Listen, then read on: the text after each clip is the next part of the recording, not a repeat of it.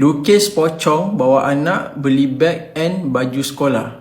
Hai, pocong pun nak sekolah. Cerah masa depan dia. Jom kita buat. Buat dia punya dahi, pipi, tarik macam ni. Okay, lepas tu yang ni korang habiskan kan. Yang ni seunjuk dia tu. Ini tambah collar, kan baju sekolah kan. Kat sini ada tie. Anak dia pengawas lah kiranya macam ni lah.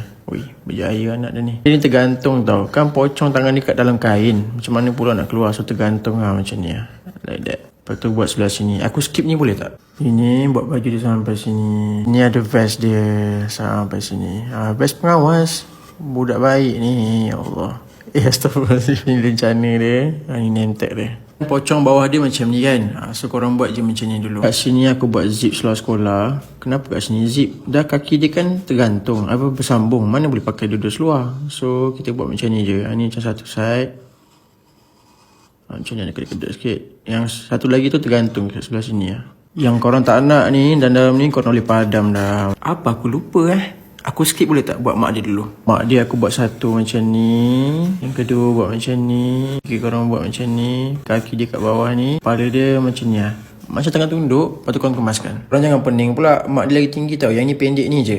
Nampak macam sama kan? Tapi sebenarnya yang ni dia ada dua. Satu, dua. So ni lagi tinggi daripada anak dia. Sini aku buat kepala warna. Ni bahu dia. Lepas tu kat sini ada meja. Aku buat laju boleh tak? Yang ni aku buat ada ayam hutan. Atau pocong mana ada duit, dia pakai ayam hutan lah. Ni kena ikat lah. Kat sini macam ada belon keluar tu. Belon.